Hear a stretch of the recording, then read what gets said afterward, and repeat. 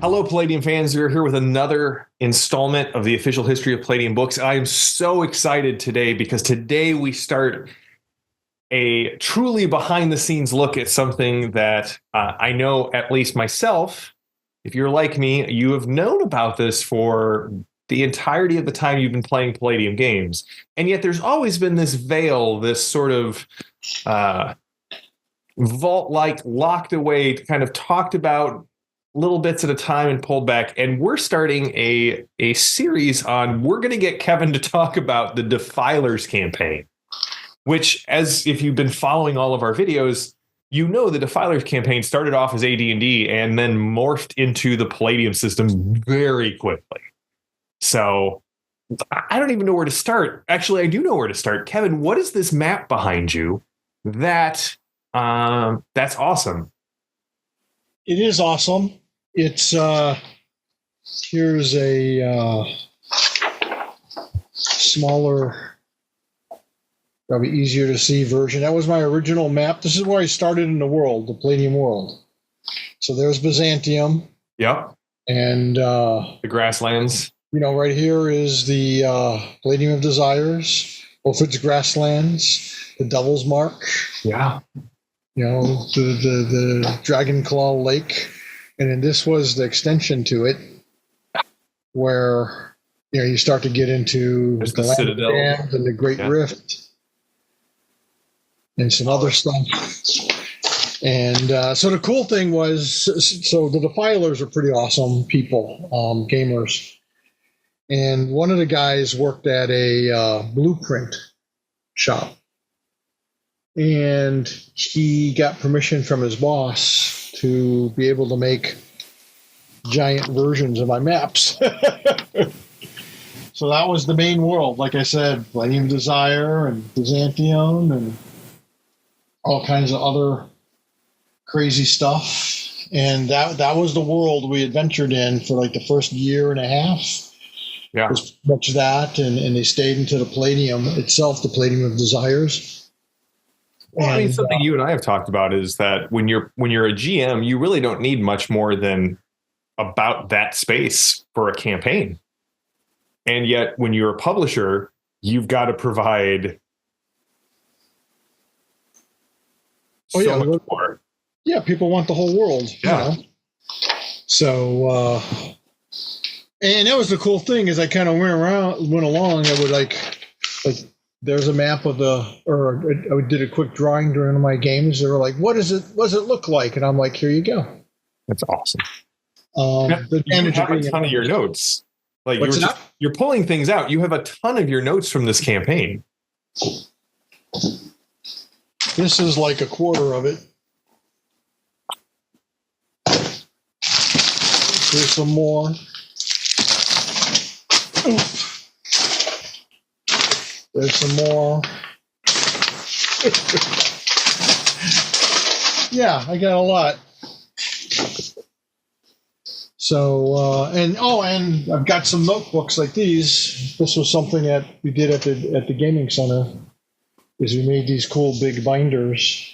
Oh, awesome! And and there's. All right, so our goal here, I mean, obviously we can't recap the entirety of the Defilers campaign, even though that is initially what I requested for everyone, a chronological, just go through the notes. But what we are going to do is we're going to touch on some of the major stories because they've been referenced throughout. Yeah. That's just the main Defilers. So when the campaign ended, people wanted me to draw a group shot of the characters, and I said, well, I mean, A, that's a lot of work, and B, I can't do this for free because I was trying to make a living as a illustrator, and actually I had started publishing Palladium books already too, and they said, well, we'll pay you. So everyone who paid me $25 got in there, so it's like half the Defilers, and most of them the main ones. And there's all kinds of crazy stuff. Like he's actually the big guy. Everyone assumes he's a giant, but he's actually a second level god. He was a drunken monk who sat into, again, it was a D&D version of Palladium. And he sat and saw the throne of the gods, I think it was, which was like a wish thing. And he said he wished he had the power of a god. And so it turned him into a god. It almost killed him. I mean, he took so much damage. The only thing that kept him alive is at the base of his neck, he's got a symbiote attached. And so he lost all of his SDC and hit points. I mean, that's gone. And it almost killed the symbiote. But he had I think 7 hit points left. And of course, the funny thing was, he's like, okay, so I'm a god. What can I do? And I go, you don't know. Have you ever been a god before? And he's like, no. And I'm like, well, you'll have to figure it out as you go along because there's no, notebook or manual. So that was pretty wild. And then this was Zarkzar, a product of Dr. Articulus, who blended the twin sciences of the twin sciences of magic and technology. This was Lord Coke. This was the nameless one. He was the high priest for Narabium, a god that they adopted or adopted them. And there's all kinds of crazy stuff. You can see some of the high-tech guys. This guy's got a grenade launcher. This guy's in very much mechanoid type, not mechanoid armor, but the armor that appeared in the mechanoids. This sword in that guy's hand, that's a whole story all by itself that we'll get into later. And it was great. And everything in this picture was either a character or a player character, including the Rock. Wait, the Rock? Yep. The Rock was a very important NPC. And again, we can get to that. We can't go through the whole thing, but we're going to try and do a couple of videos with key moments in the campaign. Mouse, yep. The mouse was actual player character. So was Nexine, the dwarf, who has an axe that wields an axe that never misses. That's a great story we'll get into at some point. It's freaking awesome. The Defilers were awesome. They really challenged my imagination, and they were such great players that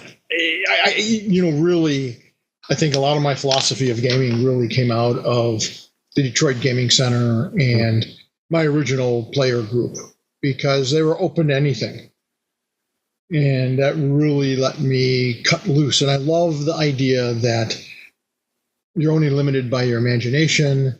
One of the things that really helped me as I was struggling early on, because most game masters struggle as they get started, because it's challenging, and a lot of the responsibility is on you, because you have to keep everyone entertained, and you want them to have a fun time, and you got to understand the rules and interpret rules that are not clear and all that jazz. And I was kind of, I think, struggling here and there, and they would just keep saying, Kevin, you're the game master. You're the universe. Yeah. Whatever you conceive, that's what it is. All right. Well, that brings me to my first question that's not on the outline. So here comes a fastball. So you're running D&D. What was the first time that you went, yeah, but I actually want to put some high tech in here? What was the first interaction between the Defilers and technology where they went, okay, we are not in Dungeons and Dragons anymore? Because you pointed out somebody with a grenade launcher, somebody with mechanoid armor. So actually, the very first thing is as they entered the dungeon. So when you walk into the dungeon, there's a sign. Well, it's sort of etched in the wall. And what did it say exactly? I've got, here we go.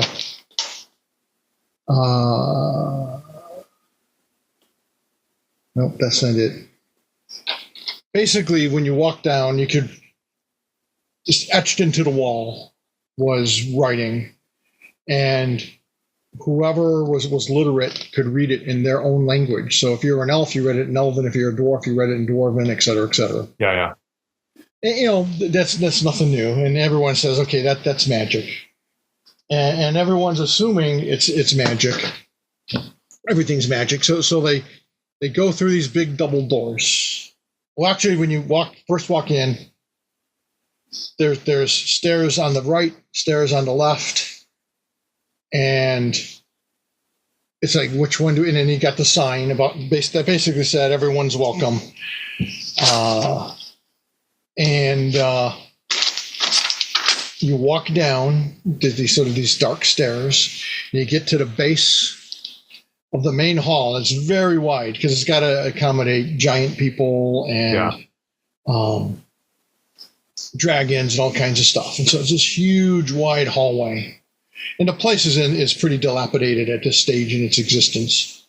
And when you step in there, light, which they assume magically appears, but it was just motion detector lights in the ceiling. And there's fountains that go down the middle, think Las Vegas. And there's these cool fountains that go down the center of the aisle, and the lights turn on when you step in. And then, and they can't figure out how that works. So again, they assume it's magic, but it's electric lights. Yeah. One of the very first rooms you investigate is basically a restroom, a lavatory. So, there's flush toilets and things of that nature. Of course, most of them don't work anymore, and there's spiders and giant insects and stuff. But if you want, this was my very first original notebook. And this isn't even the clean version of what I would read to the Defilers every opening. I can read you guys the game. Now it's kind of all scribbly, so I might flub some of this. And in fact, when I wrote this, it was the Palace of Desires. It quickly turned into the Palladium because Palace just didn't sound exotic enough. Yeah. And it wasn't a palace. It was this big golden tower. So anyways, that went up and down. But anyway, so the Palladium of Desires, 175 years ago, near the plains of Yimish, in the city-state of Kalbach, there came an ordinary-looking man who did claim to be the greatest of all magic users. On that day, he invited the king and all the people of Kalbach to join him at his Palladium of Desires. It actually says that, Palladium of Desires. So anyway. Very quickly. So he invited them to join him at the Palladium of Desires on the morrow, for a great festival was to begin. The stranger was beset by laughter and catcalls when they learned his Palladium was in the great plains of Yimish, just outside their own village. The stranger smiled and departed. The next morning, silhouetted in the rising sun, stood a great tower where none had been before. A great caravan of travelers flocked to this and continued to come daily for 10 decades. The lords of Hades, both those who courted the lords of Hades and the gods of light were welcome. Nobles and peasants, kings and thieves, humans, dwarves, elves, kobolds, and even those such as orcs and trolls and things that none could imagine in their most terrifying nightmares enjoyed the pleasures of the Palladium of Desire. All were welcome. The tower itself was merely the entrance to the lower levels. Thousands of inhabitants dwelled inside the Palladium because many never bothered to leave. After all, they were invited for the duration of the festival, a festival which after hundreds, I guess after 100 years, showed no sign of winding to a close. Yet despite the countless beings there, there was always room for a newcomer, for for 1,000 newcomers, or so it seemed. Many believe that the stranger, known only as the Nameless Lord, was able to tap into other worlds, worlds where time and space are not like ours, for time seemed a non-existent thing within the Palladium. The Nameless Lord was a genius, but often with genius comes insanity. This mad genius, who indeed was the greatest of all magic users, for he conversed freely with demons, and many swear the gods themselves, as he did with ordinary folk. And it is a powerful being indeed who can control 1,000 Belrogs, 100 demons, countless elves and orcs, and other common folk, wraiths and wizards, vampires and clerics, all deities within the same enclosure, and to see to it that none are harmed and all are happy. And so it was until the evil sorcerer Napithal sought to reign supreme with Satan at his side. It was but the first massive blow in a dream of global conquest. None know what transpired that night 55 years ago, where, but in the end, Napithal and his demon lord were gone, presumed destroyed, and the Nameless Lord laid dying. It's said that the battle was taken into one of the Nameless Lord's many worlds so that none of his guests would be disturbed.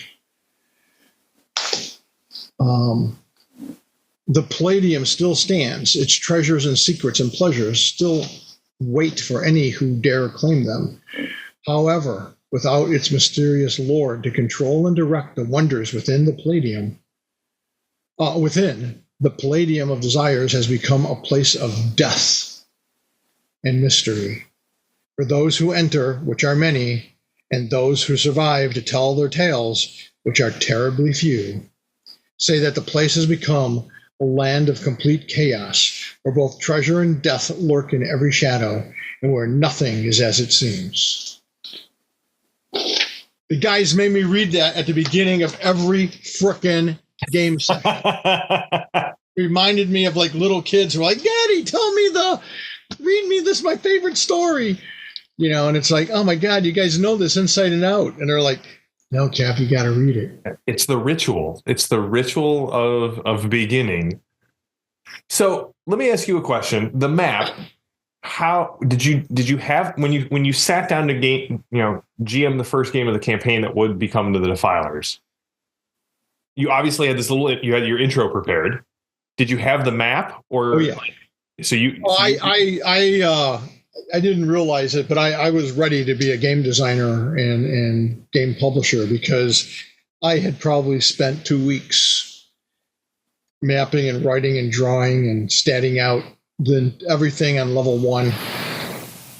And it was good. It was all done. I know I have a copy. I can't seem to find a copy of what level 1 looked like, but I had it. I mean, this is a photocopy. So this is level 2,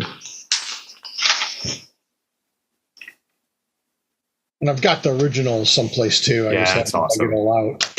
And they were rough, but I mean, it was all drawn out. I mean, I didn't. Oh yeah. Don't draw it. That looks way better than the maps I was drawing when I first. I say when I first became a game master. I've been doing this for decades, and that still looks better than the maps I draw. So this may cover a little bit of material that we covered earlier in our History of Palladium Books, but it's a great place to start. So tell us about the Palladium of Desires. As we said earlier, like it ended up being kind of a microcosm of everything that Palladium Books would come to encompass going forward. Magic, technology, demons, monsters, mechs, vampire kingdoms, right? The whole thing was in the Palladium of Desires. So let's start there. Where did it come from in your imagination? Why did you Why did you start with what essentially was a multiversal mega dungeon? Way to start humble. Like, just ease yourself into it. Well, I wanted something unique. And I was already a fan of Roger Zelazny's Nine Princes in Amber. Yeah, the Amber Chronicles. Right. And they sure are. And, like I said before, everything gives me ideas. I love every genre. Yeah. I was a huge fan of Conan, so there's a lot of Robert E. Howard sword and sorcery in there. And I say Robert E. Howard because even though Sprague de Camp and Lynn Carter did a decent job taking his notes and building upon it, you can tell when it's not Howard. I mean, Howard had, I don't know, just his cadence in his writing. It was just, you could just tell. And it was Robert E. Howard, his writing, and not just Conan. I read all of his stuff. It just really inspired me. And then, I was into science fiction and fantasy. I loved Star Trek and Star Wars and, Lost in Space as a kid, and time and the time tunnel and everything. I just loved all that stuff. I forget there was some movie where there was like a twin Earth on the other side of the sun. I mean, I love that kind of stuff. And I loved horror and I loved all those things. And so I wanted to incorporate a lot of that stuff into my games. And Robert E. Howard was one of those guys who had a lot of little like Cthulhu-ish elements to his work. So you're always fighting some dark something from some other time that somehow survived or poked its head into the future. And I wanted to have fun with it. So I incorporated all kinds of other fun things I thought would be fun. So for example, towards the end of their exploration on level 1, they encountered the Rakshasa. That's all he was known as by them, was the Rakshasa. And oh no, so early on, one of the very first rooms, so you asked about technology. Yeah. One of the very first rooms, they're digging around and they're just rummaging because there's all kinds of debris. They killed a couple of spiders and I think chased off a goblin, that kind of thing. Giant spiders, that is. And so now they're investigating the room and digging through the rubble. And this place has been empty for at least 50 years, right? At least in the original thing, 55 years. I think later I made it like 175. And that was the thing, is like that city where he invited the king and everyone, that's gone, man. The Palladium town is like this ramshackled like wilderness town that's been burnt down numerous times. It would be burnt down some more by the Defilers, but is it even a D&D campaign if you don't accidentally or purposely cause a town's destruction? I mean, they rebuilt it, to their right, no, of course. Rebuilt it, and it became a thriving metropolis again. But so the problem was this little shanty town that became their base of operation. It was like 50 miles outside away from the Palladium of Desires, and the problem is things would come in and out of the Palladium of Desires and various creatures. There are all kinds of myths and legends. That's why adventurers came, frequently to check out the place, but most were never seen again. And so things would run right through the town and rip it up and tear it up. So it's just this little, wilderness outpost more than anything, almost. And so the Defilers come in and they're investigating this room, and they find this weird kind of handle type thing. And there's like a button on it, and he presses it, and it's like, and he's like, what is this? And of course, the group knows what it is. Right. And, one of the guys who could read, reads the inscription or casts magic on it to be able to read the inscription, and says, to Luke from Ben. Oh, to Luke with love from Ben. So it became and it was Julius who founded Zarxar, the mage. the wizard, and it became one of his most prized possessions. And they went on all kinds of cool adventures with it, and and of course it's kick-ass. It's a lightsaber. In a later adventure, they actually Darth Vader makes a cameo appearance, but it's more like in passing. So did the Tom Baker Doctor Who. So I brought in a lot of these elements, just things that I loved. When they made it to level 5, they ran into Killraven from the Marvel Comics War. Oh, yeah. Because I was a big fan of the artist who did that work and the story. I liked it. And so for a while, they were helping Killraven in his dimension because they would travel to other worlds and things. One of the first places that they found was, they go through kind of like this little maze kind of thing. It's like they feel like they're walking in circles, which they are, more of a kind of square type circle. And you get to this door, and you're like, what the hell? What is this, a closet? Because, you can kind of tell where you've been walking. You open it up, and there's this vast forest that goes on for as far as the eye can see. And there's a sun in the sky, and you're like, does this look like our world? And I said, hard to say. Maybe it is. Maybe it's not. And they're like, oh, well, we'll shut the door and come back and explore that some other time. So there's just all kinds of cool adventures. When you came down into the dungeon itself and the lights came on, you saw the water. And it's funny because, they're all saying, oh my gosh, this is all magic. Because, the guy was, the Nameless Lord was his famous, world's greatest magician or wizard. Yeah. So they're like testing the water. Is the water fresh? It's like, yeah, it's very fresh. And you're like, does it have healing properties? I drink some. And I bumped my elbow and I got a bruise. Anything happen? Your thirst is quenched? Yeah.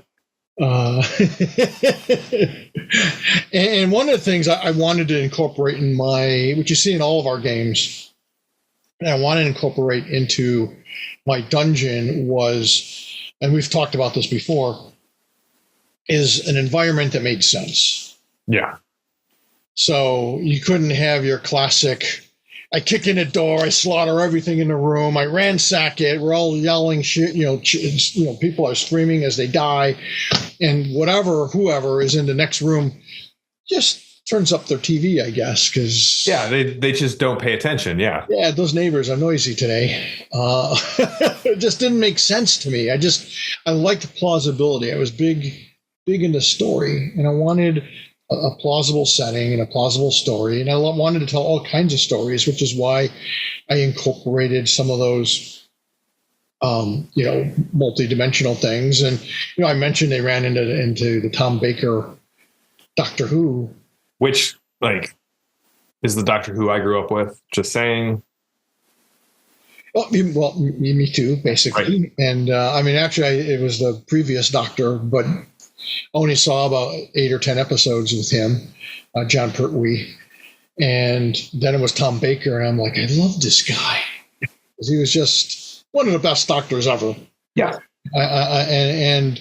But those, you can see, again, I'm drawing on things that I enjoyed and loved. So Palladium of Desire had those time travel and dimensional elements. Because you have this tall, narrow tower. It's sort of like a castle tower, or not really a keep so much. And it's made of solid gold, by the way, the Palladium of Desire. I forget how tall it was, 100 feet, 150 feet. And people run up, it's like, it's gold, like real gold, not fool's gold. Nope, it's the real deal. And they're like, can we scrape some off? And they're always trying to scrape it. Can we scrape some off? Nope. So what are you saying? It's impervious? And like, appears to you. And I just wanted this place that was just really unique and intriguing, and something that was old enough where there were things that seemed familiar and that you expected, and other things that were just totally alien and unexpected. And again, elements that are part of riffs. Yeah. Well, and they're deeply baked into Palladium fantasy. Yes. So that was my main motivation. And, we were all silly 20-somethings. And just like today, where most D&D players don't come in with a first-level character. Most of these guys came in with, some pre-existing D&D character. Like, can I bring in my third level this or my fourth level that? And I'm like, sure. When he's got the girdle of strength and the sword of God knows what. And I'm like, yeah, sure. And they're like, really? I can bring in this powerful stuff? I mean, some of these guys glowed when you turn off the lights, right? You can read a book from them by all the magic they had. And I'm like, yeah, sure. Because I kind of just took it all as a challenge. Yeah. To see how I would make it happen. Plus, I wanted them to play characters they really wanted to play. And some of them brought in some really crazy stuff, like Bill Loebs, better known as William Messner Loebs, who worked on the Flash and Wonder Woman. In fact, I'm pretty sure that's Bill's the one who came up with the whole speed stream thing. Speed Force? Speed Force. Yeah. And he would go on to be a really excellent comic book artist, but became more famous for his writing. Excellent writer, concept guy. So that's Bill's character right there. He's a Sasquatch from like 1868 Northwest. And something happened at a frickin' Indian mound, and a portal opened up, and he was being chased by, he describes everything because he played him beautifully. Like, the Sasquatch was not stupid, but he didn't talk real well, and he understood things on a very basic level. So he basically describes the U.S. cavalry as, the men in blue. And the horses were charging and they were attacking the people. And, this portal opened up, and I just, this kind of shimmering light, and I jumped through it. And now I hear. But, world's strange. Don't understand this world. Ooh, magic. How you wield magic, I don't understand. That's awesome. That kind of thing. He was great. There was a point where a nice little point in one of the games where they're in some room, and I don't think there's really even anything of any use. And Bill notices that his Lucifer Death was his character. Lucifer notices that his coin purse got tugged, and suddenly it's no longer on him, and he sees his bag kind of bouncing around as it's leaving the room, because it was a leprechaun who was invisible, and he had just stolen his coin purse. Well, Bill, as a Sasquatch, sort of like Wolfen, was very fast. And he runs over and grabs the purse, and the leprechaun is still invisible, is still hanging on to it. And he's like, and the leprechaun says, "Stop, this is mine." He's like, oh, coin purse, talk. Talk, purse, talk. And the leprechaun thought this was hilarious. Right. No, of course he did. Yeah. So he starts talking to the Sasquatch, and the Sasquatch is all excited. He runs into another room. Guys, purse, talk. And he's holding up the purse, and he's like, nothing's happening. He's like, purse, talk. These friends, you can talk in front of them. Purse, no talk. Oh, I don't know what happened. It was that kind of cool thing, right? And in fact, that kind of segues into, and why he's standing there, the King of Rocks. Okay, tell us about the King of Rocks. So this character was a thief. Okay. And over time, a very smart player, very, very strategic. Over time, he became the head of the Thieves Guild in the Palladium town. And he had access to all kinds of information. He created sort of a spying network and all this kind of stuff. But he couldn't convey that information without giving away the fact that he was the head of the Thieves Guild. So he's trying to figure out what to do. And one day, Lucifer is sitting on this boulder someplace in town, probably some freaking back alley or by some trees, because he really liked nature. And the thief uses ventriloquism to have the rock talk and tell him information. And so this is not a surprise now to Lucifer, because inanimate objects talk. Right. He's seen it at least a couple of times, right? So he's seen statues come to life, all kinds of crazy shit. So he's like, he gets the Defilers and talk, but he can't really convey things very well because he's a Sasquatch. Yeah. It's like, I don't know, maybe Rock talk to you. You come talk to Rock. And so some of them go to talk to the Rock, and the guy makes his ventriloquism rolls again. And the Rock talks, and they say, well, oh my gosh, are you an elemental? And the Rock says, yeah, absolutely. I am the king of rocks. And so the Defilers, at some point, they when they rebuild the town for like the second time, they have this big, beautiful park in the center of town. In the middle of it, on this pedestal, surrounded by flowers, is the King of Rocks. There's like a little plaque that says King of Rocks. And they would go and talk to the King of Rocks to see if they could get information. And sometimes the King of Rocks wouldn't have anything for them. And they're like, I guess we're not deserving today. Or, it doesn't know anything. And that's fantastic. Hey, King of Rocks, can you maybe look into this for us? We'll come back in a day or two and see if you got anything. And then, of course, they would tell him, obviously the Rock wouldn't talk if the guy if Lucifer wasn't there. Well, not this Lucifer, the guy who's doing the ventriloquism. Oh, right. And that's what they said too. It's like, he only talks to Lucifer, so Lucifer Death has to be there. And they would go get Lucifer, and it turned out, Lucifer and the thief were good friends, so they were almost always together hanging out. So they would go there, and it's like, but then it would talk to others as long as the thief was there. And it was great. In fact, one of the big reveals at the end of my campaign, because one of the things I like to do is at the end of every game, I like to kind of go over with my group who's done what and say, oh my gosh, JM, when you came up with that suggestion, it was just brilliant. And you, Fred, when your character did this or that, that was great. And Alex, you delivered the killing blow. That kind of thing, go over stuff. Well, I kind of did that kind of debrief summary at the end of the campaign.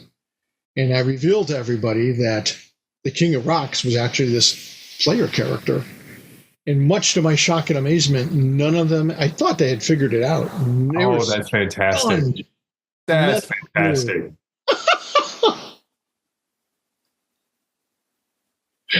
And it's just a million great stories like that throughout the whole. Like I said, the guys were amazing, and they really.